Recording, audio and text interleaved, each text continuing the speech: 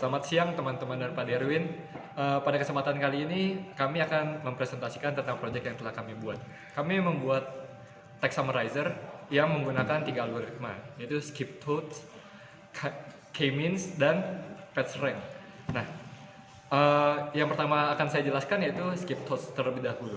Skip toast itu adalah sebuah model dari simple neural net yang digunakan untuk mempelajari representasi dari kalimat dengan panjang yang fix atau tetap tanpa label atau unsupervised training. Nah, yang menjadi perhatian dalam algoritma skip toast vector ini adalah urutan kalimat yang terdapat dalam korpus yang telah disediakan.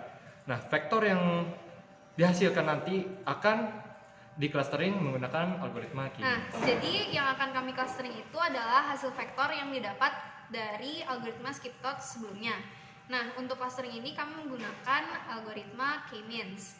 Jadi jumlah cluster kami tentukan dengan cara persentase kalimat yang diinginkan ditambah 25% dari persentase yang diinginkan tersebut. Jadi kami menambahkan 25% itu agar kalimat yang di clustering itu lebih banyak dari jumlah kalimat yang diinginkan.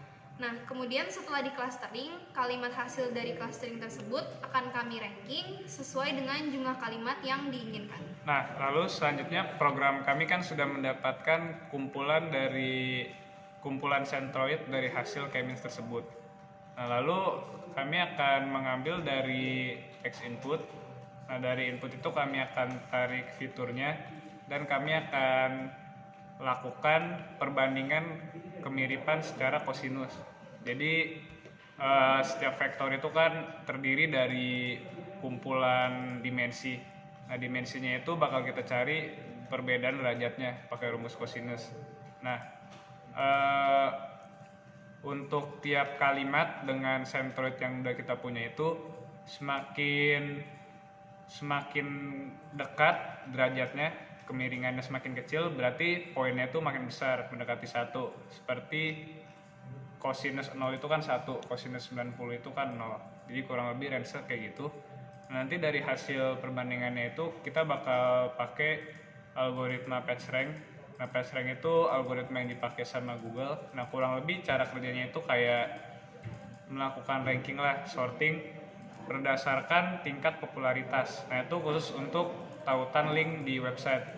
Nah, kalau untuk khusus di aplikasi kita itu yang kita bandingkan itu poin dari hasil cosinus similarity-nya itu tadi. Nanti bakal di ranking. Nah, anggap kita minta 10 kalimat yang bakal jadi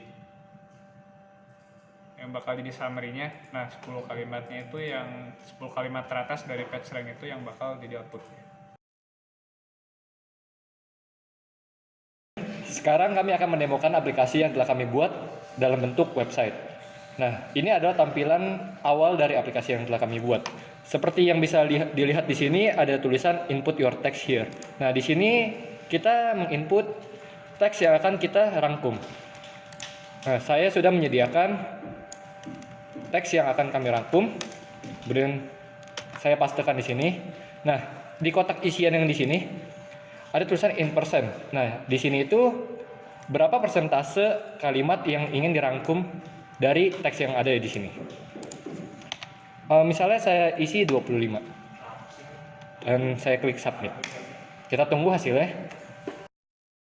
Jadi hasil dari summarization-nya adalah seperti ini. Demikian presentasi dari kelompok kami. Terima kasih.